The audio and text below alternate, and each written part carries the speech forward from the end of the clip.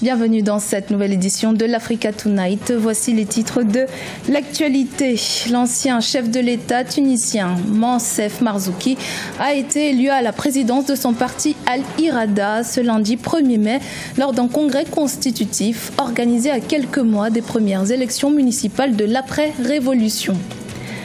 Le régime consensualiste dans la constitution congolaise du 25 octobre 2015. C'est le titre du dernier ouvrage du ministre congolais Anatole Colinet Makosso, œuvre qu'il a présentée au public ce 29 avril à Brazzaville, un ouvrage qui se veut didactique. Et puis, bonne nouvelle pour les travailleurs kenyans, le président Uhuru Kenyatta annonce une hausse de 18% du salaire minimum ainsi que la hausse des primes non imposables.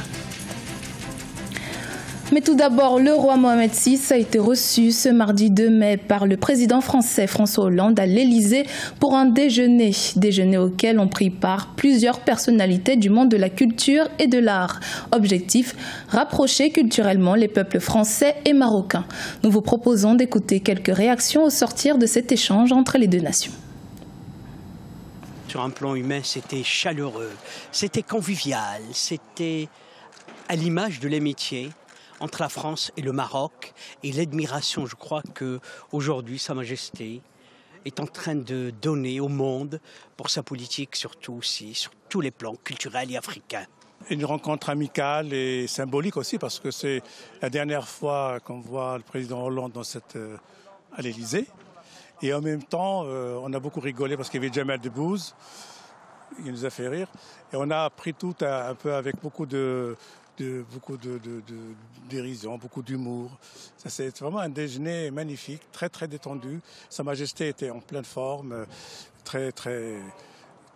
vraiment d'une très belle élégance, une très belle intelligence. Il y a des projets sur lesquels nous allons travailler, qui sont en cours et qui vont au-delà de la présidence de François Hollande. Tout ce qui concerne l'éducation, tout ce qui concerne l'écologie avec Ségolène Royal, nous en avons parlé un peu aujourd'hui, mais la question de l'éducation est fondamentale et notamment sur la place du religieux aujourd'hui dans l'environnement mondial.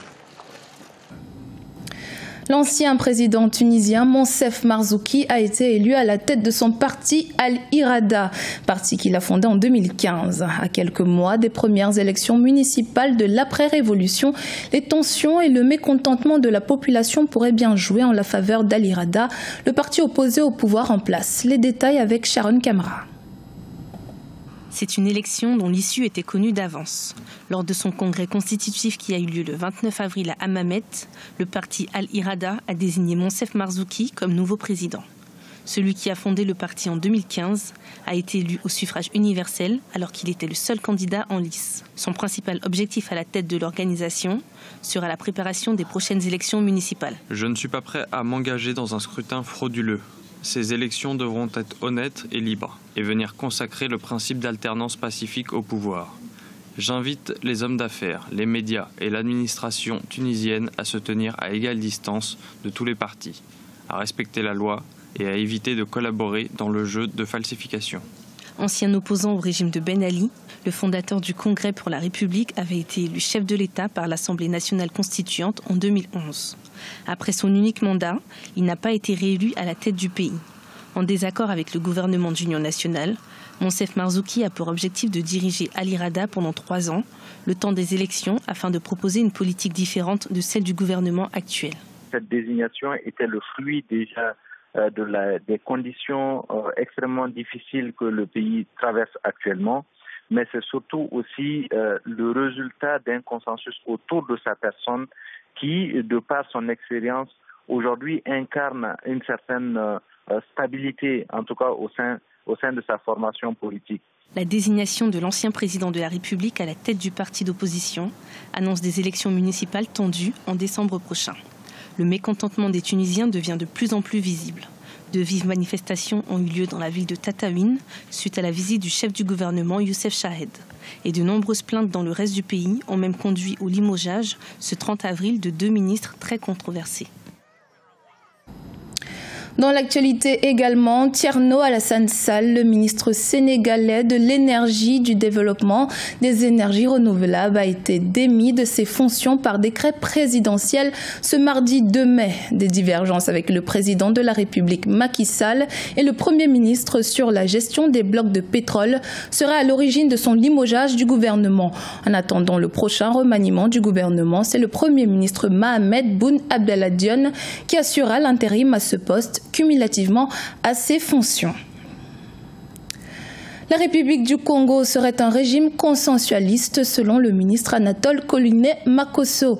Mais qu'est-ce que cela signifie concrètement? Eh bien, la question a fait l'objet d'une conférence le 29 avril à Brazzaville, durant laquelle le docteur en droit international s'est employé à expliquer son concept. Compte rendu de ce reportage par notre correspondant Deva Panzou, commentaire Marcel Farba-Maroun.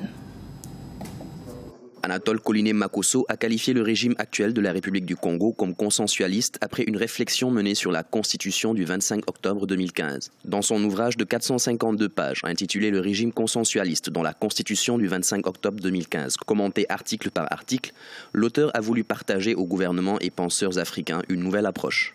J'ai simplement voulu procéder à la qualification d'un régime issu de la Constitution du 25 octobre. Essayer de dégager dans la constitution congolaise ce qui est censé être constituer le consensualisme. Deux aspects me semblent très importants, à savoir l'apport africain, des valeurs africaines qui sont introduites dans la constitution congolaise. Secondement, la capacité de la constitution congolaise à équilibrer le pouvoir entre les différentes institutions. Le consensualisme congolais est une piste de réflexion sur la nature du régime consacré dans la Constitution du 25 octobre 2015. Mais la recherche du consensus peut bloquer l'action du gouvernement si celui-ci n'est pas rationalisé. C'est bien qu'il y ait une consécration du consensualisme à travers la Constitution du 25 octobre 2015, mais il faudrait que ce consensualisme soit un consensualisme encadré pour éviter qu'il y ait ce dualisme avec le fonctionnement régulier des institutions. Le consensualisme présenté par l'auteur constitue selon lui l'esprit de la Constitution du 25 octobre 2015. Celle-ci concilie les valeurs traditionnelles de la culture bantoue avec les principes universels de la démocratie.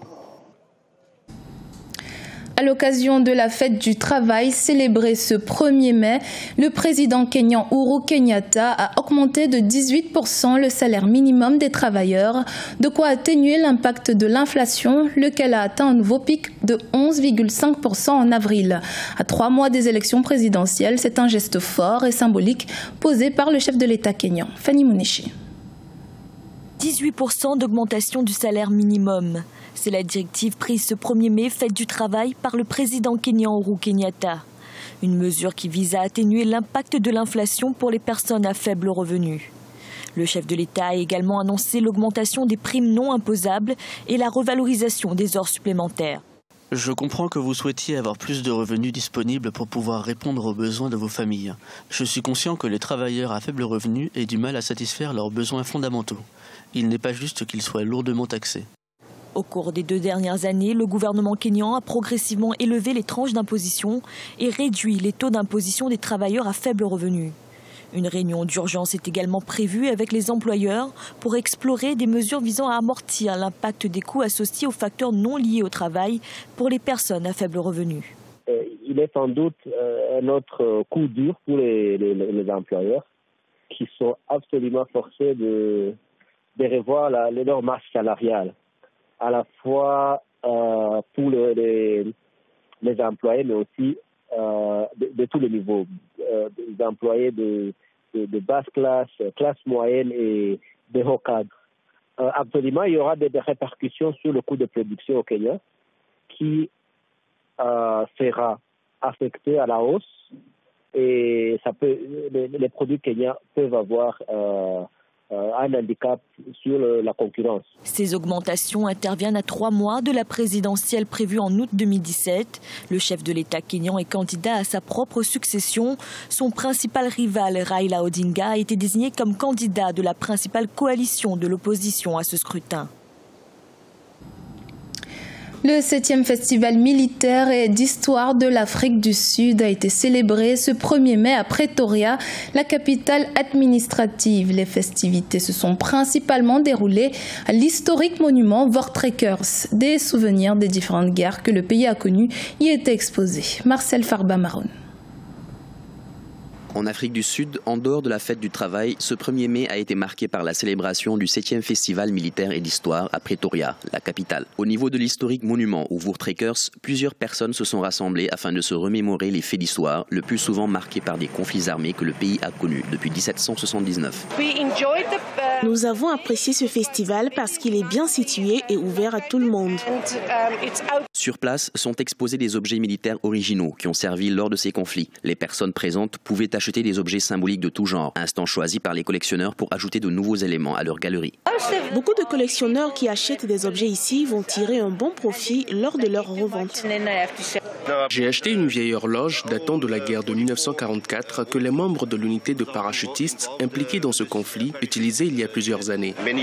Le monument aux Voortrekkers rend hommage aux pionniers Boers, paysans blancs d'Afrique du Sud, pour la plupart originaires des régions néerlandophones d'Europe. Ceux-ci partirent en 1835-1838 de la colonie du Cap pour s'installer à l'intérieur des terres d'Afrique du Sud. Inauguré le 16 décembre 1949, ce monument est inscrit au patrimoine national sud-africain depuis le 16 mars 2012. Ce journal a été réalisé par l'ensemble de la rédaction. Merci de l'avoir suivi. Dans un instant, une nouvelle édition de l'actualité sur Africa 24.